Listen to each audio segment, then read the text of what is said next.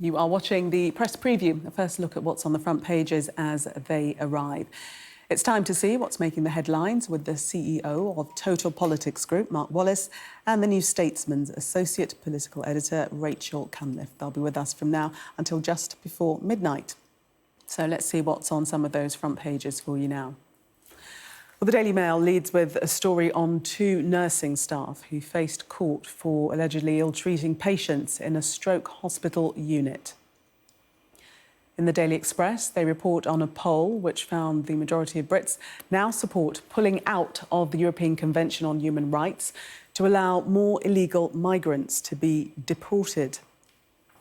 Scientists stunned by planet's record September heat. That's what's on the front page of The Guardian. While The Eye reports that the new HS2 plan is already in doubt just 24 hours after Rishi Sunak's speech. The Financial Times hears that in an effort to balance its books, Metro Bank has approached three of its rivals about taking on a third of its caseload of mortgages. The Metro covers the trial over the killing of council worker Ashley Dale. The Daily Mirror has a story on rugby league legend Rob Burrow and wife Lindsay, who helped raise more than £10 million to fight motor neurone disease. The Sun reports that a man has been arrested for allegedly plotting to kidnap a television presenter. And in the Daily Star, they say the average Brit now has just 3.7 true friends. 0.7. A reminder that by scanning the QR code you'll see on screen during the programme, you can check out the front pages of tomorrow's newspapers while you watch us. And we are joined tonight by Mark Wallace and Rachel Cunliffe. Welcome again to both of you. Let's start with The Eye.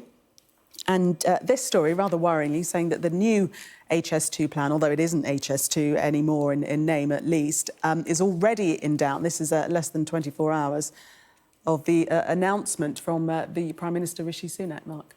Yes, not the kind of headline Downing Street would have been looking forward to reading tonight or tomorrow. A lot of this hinges on the dossier of alternative plans that Rishi Sunak presented alongside his speech. You'll remember that he announced that he was deciding to cut the losses, effectively, was their message on the next phase of HS2. And instead, all the money was going to be spent on hundreds and hundreds of schemes in a variety of different transport systems in different places that he said could be delivered faster, with greater effectiveness and more bang for their buck. And what we're now seeing is that some of these are now being backpedalled on. The Leamside line in Northumberland, which has got a lot of focus in the northeast, they're now saying the government's thinking about it and looking into it, was the words of one minister, rather than the guarantee. Other schemes, more embarrassingly, in that document have already been built. And I think one of the interesting things about this is a symptom of what's happened in the last few weeks. Remember that net zero announcement that Rishi Sunak had to make more hurriedly than expected because of a seemingly accidental leak? Then we saw these leaks about HS2 that dominated the Tory conference. What's happened is they're trying to lock in the information, prevent it getting out. They're consulting fewer and fewer people, and so they're making mistakes. And that is going to leave them with egg on their face. Rachel? I mean, it's a pretty embarrassing mistake if you say we're cancelling an infrastructure project that we've talked about for the last decades and spent hundreds of millions, or in fact billions of pounds on already, so that we can give you a metro link to Manchester Airport that already exists.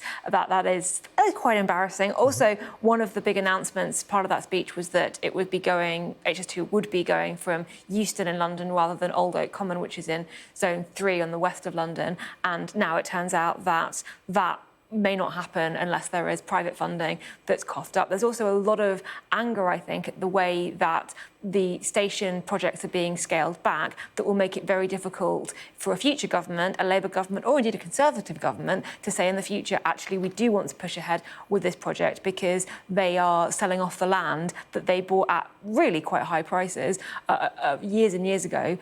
In order to, they're selling it off because they don't need it anymore, which will make it very difficult to reverse. So I think a huge amount of anger that the policy has been cancelled, a huge amount of anger as well at the way it was announced, with sort of weeks of speculation and then days of very, very intense speculation during party conference. We were both there. Well, that's because of all of the leaks, isn't it? It is because of the leaks, but it also there was an opportunity to get out ahead of it and for the Prime Minister to announce what he was going to do. And instead, he sort of continued with this fiction that no decisions have been made, we haven't made any decisions. It was very obvious that they had made the decision before conference. They just didn't want to announce it until the moment of that speech. And so they're now left looking rather stupid, and they have upset a large number of people within their own party. The Mayor of Birmingham, the Conservative Mayor of Birmingham, Andy Street, and Conservative Northern MPs. I was chatting to a Conservative MP who sits on the the Transport Select Committee the day beforehand, who weren't, we don't know anything, we haven't been consulted on anything, it's an absolute shambles. So I think the way it has been handled isn't the way that I would have planned my first party conference as party leader, shall we say. That's assuming it was all planned. I mean, what do you think about the optics in the first place of even having it in Manchester? I mean, would that decision have been taken before the decision about HS2, do you think? Well, this is part of, having the conference in Manchester, they agree that on, I think, a 6 or 8 year schedule. You sign the conference in the venues because essentially you're competing with the actual conferencing world rather than the weird world of party conferences. Now you have to interact with the wider world of exhibitions and stuff. Were I doing this, I think you would have your HS2 announcement 3 weeks ago and your net zero announcement in the Prime Minister's speech. But that's part of what I was saying. So they didn't get to do all this on their own agenda. What's going to be really interesting is, I think there is a case to say, you know what, HS2 has run wildly over budget, extortionately over budget, that it is possible to throw good money after bad. But that can only work if you can land and then deliver these alternative schemes. Ben Houchen, for example, the Mayor of Teesside, a big success story for the Tories in recent years in that area, and there's going to be a big focus there at the next election, out on all of his social platforms saying this means HS2 wasn't coming to the North East, and it means Teesside's going to be £1 billion better off in transport infrastructure. If they can deliver that, there are votes out there to persuade, but if they keep putting their foot in it, that'll distract. And what's interesting, the eye mentioning that Sir Keir Starmer, and will he make the announcement that he would save HS2, that remains to be seen. But in The Guardian, they're talking about him taking lessons from Labour's 97 win, that he perhaps isn't being bold enough. I want to say one thing on Keir Starmer and HS2, which is that it's very difficult, and I think the Conservatives know this, it's very difficult for him to say Labour would reverse this decision if they're in power, because the next election, we don't know when it's going to be, it could be in a year's time. If in that time all the land has been sold off, you can't commit to a project that has been the earth has been salted by the previous administration. And I think there will have been an intention to put Labour in a slightly awkward position there, because that's what parties do. But this piece in The Guardian, the architects of the 1997 victory, we've got Alistair Campbell quoted, we've got Peter Mandelson, who are saying that Starmer has learnt the wrong lessons and is being too cautious. And if he doesn't sort of get out there and say what he believes or say what his vision for the country is, then voters won't trust him with their votes, and the victory that we're all assuming is going to happen might not materialise in quite that way. And there's a really interesting line from Alistair Campbell, Blair's former spin doctor. He says, we wanted to be attacked. We wanted to get our policies out there and be attacked, because sometimes being attacked is the only way that you can get out there and make your case. And I think that's really interesting, because so much of Labour's strategy so far, maybe we'll see something different in Liverpool this weekend, but so much of the strategy so far has been, let's not make any mistakes, let's not put our heads above the parapet, we don't want to give our opposition ammunition to attack us, so they haven't really announced anything at all. And actually, the Conservatives have been following this advice, Rishi Sunak in recent weeks, by making very bold policy changes on net zero, on HS2, and he has been attacked for it. And the Conservatives have faced a lot of criticism for that. And some people in the party's strategists believe that has helped them, because voters agree with the policies and they get talked about and it looks like it's strong and decisive and people like that. So I think sometimes you do have to risk upsetting some people in order to make your case and attract others, and that's what this group of Labour old-handers is trying to nudge Starmer into doing. Mark, do you think we're going to see more of that at the Labour Party conference in Liverpool? Are we going to see Sir Keir Starmer trying to have more clear water between Labour and Conservative? Evidently, the pressure for that is mounting. The other thing Alistair Campbell says is, if we were not happy if we were not making the news, and that is what's what they're at risk of at the moment, because it's not just a trap on would you reinstate HS2, it's a trap on would you do all of these other schemes that have been announced, would you use this money to keep the £2 bus fare nationally, etc. Because if you say we'll have HS2 back, you have to say we're going to ditch all of those things too. So there's been a distinct feeling for a while that part of Keir Starmer's, Labour's electoral strategy is to say to treat voters like the T-Rex in Jurassic Park. If you stand still, they can't see you. And he's been benefiting, he's been very successful. He's well out ahead in the polls, even now. He's been benefiting from the fact that the Conservative Party's been running around screaming its head off. And voters have been biting it as a result.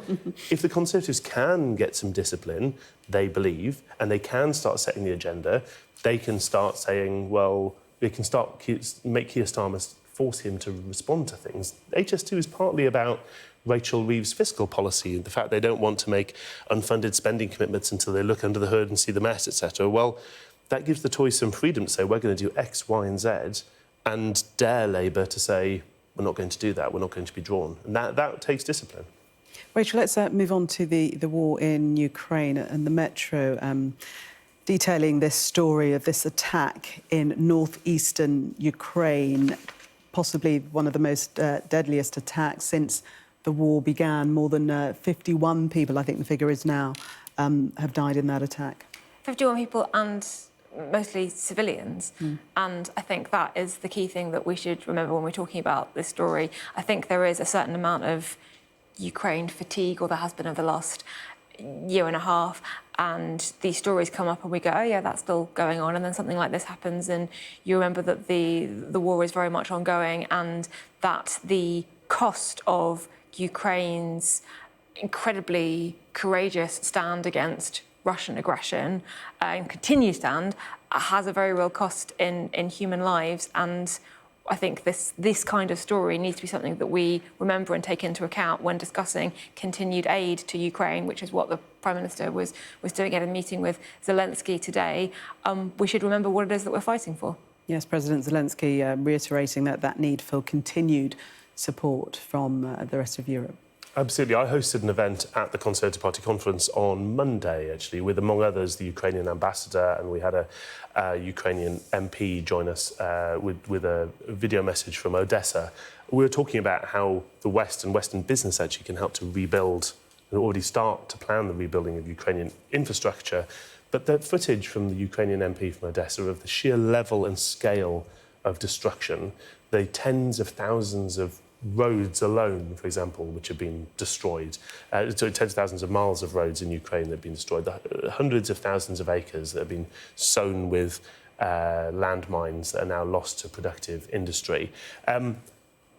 Aside from that, time and time again, a fallen Ukrainian soldier, and they have been murdered by the totalitarian regime, which is battering them every day. And I think when the West is asked at conferences like we see happening right now for support from Ukraine, far too often we've seen the support's come, but it's been the minimum necessary support at the latest possible stage. Every time there's a debate, there's dragging feet, eventually there's a green light. We need to get out ahead of this, give them what they need up front, in full, and that's going to help save a huge number of lives. Rachel, far from abating, the war is raging on. The detail in that article is that British intelligence experts are warning that Russia may target civilian ships in the Black Sea, and that's to stop grain exports and then blame Ukraine for it. Well, we saw that right at the start of the conflict as well, with Russia targeting civilian sites, theatre, bombing areas around schools, and then when those casualties came in and when it became obvious that there had been civilians and children who had died, blaming the Ukrainians and blaming the acting as though putting out the message that it was Ukraine's fault that the civilians were there, or that they weren't really civilians. And again, we have to remember what kind of war we're fighting, and the youngest victim there, we believe, is 6 years old. Yeah. Very sad indeed that it continues. Rachel and Mark, thank you very much for the moment. We're going to take a break coming up. The average person apparently only has 3.7 proper friends. The three of us will discuss that next. Stay with us.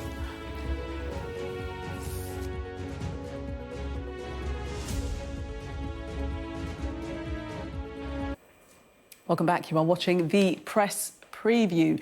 Still with me, Mark Wallace and Rachel Cunliffe. Let's delve into the Express now. And this article about, Rishi Sunak being in talks regarding an EU migration deal, looking at the EU's intelligence and some sort of collaboration there. Not quite sure how far down the road this is, but certainly it's something that's being mooted, Rachel. I think this is a really interesting story. So Rishi Sunak is meeting European leaders as part of the European political community, which is not the EU, but it's this group of European leaders coming together to say, how can we solve some of Europe's big challenges? And obviously migration is one of Europe's big challenges, a global challenge. We talk about it a lot, or Suella Braverman talks about it a lot, like it's a UK-specific thing and the migrants are only coming to the UK. And actually, fewer of them are coming to the UK than many European countries. Italy, in particular, is facing this crisis. And so actually more cooperation between all the countries in Europe that are affected is a positive thing. And this has been Rishi Sunak's big strategy, as well as the deterrent things like the Rwanda policy and housing migrants and asylum seekers on barges. His thing has been, let's work with the governments of other EU countries and the EU government apparatus itself in order to have continent-wide cooperation against people trafficking gangs. Let's work out where these gangs are targeting people, what routes are they taking, which countries are they going through, which countries' national police forces are involved in tracking them. Let's work together and share information, and then we can target this problem at source rather than fixating on who happens to cross the channel and how they happen to do that. And this story is suggesting that progress is being made on intelligence sharing, essentially, and that the UK might at some point get access to the EU's border agency information that would help solve this international challenge, all of which I think is a very positive thing. Then you get some politicians who kind of go off script a bit and suggest that because Britain is an island, we should just not take anyone at all, and if it's other people's problems, and if the migrants are in France, they should stay in France, which I think if you're in complex negotiations with countries like France, saying, we need your help, we need your cooperation, probably doesn't really help you get your case across. But Mark, this is a positive, isn't it, and a sensible approach to approach this as a shared European challenge, isn't it? Yes, and it's Rishi Sunak voted leave in the referendum, and so it's entirely in keeping with what he's always argued for, which is the idea that you can cooperate between countries without having to have supranational law overruling countries. It's quite interesting. I mean, if you look at the numbers on this, the government's saying that its numbers, the number of people crossing the channel is about 20% down year on year. A variety of pandemic-related reasons why 2022 was quite so big, so we'll see how that goes in the longer term. Italy has 100,000 people arriving by contrast. And one of the things I think that does put in context is in this country, yes, some people talk about it like it's a UK-only problem, but some people also talk about it like concern about it is a UK-only thing, that this is some kind of unique jingoism to the United Kingdom, or it's unique political pressure in Britain being obsessed with this issue. This is a huge, huge growing issue across the European Union, across non-EU states in Europe as well. And whether it's Italy or others, there's a lot of concern about this. And that's why I think sometimes people get a bit carried away in the UK of thinking British politicians are talking about it as some kind of bait and switch radicalising trick. It's a big concern to people in lots of places for a very good reason. We've got about a minute to talk about the fact, this is a story in the Daily Star, that most of us only have 3.7 proper friends, Rachel. Well, this Explain. This is all about how you define averages. So the average Brit apparently now has just 3.7 true friends, but then it also points out that, and this is very sad, 1 in 10 people has no friends at all. So if you're watching this thinking, I have lots of friends, you are sort of bringing the average up, and there are people, a large number of people, who are bringing the average significantly down. And we've talked a lot, particularly after the pandemic, about loneliness and lack of sort of community support. I thought this was going to be a funny story, if anything, but it's quite depressing. It's a really depressing story. If anything, they're friend hogs. I'll leave you two talking.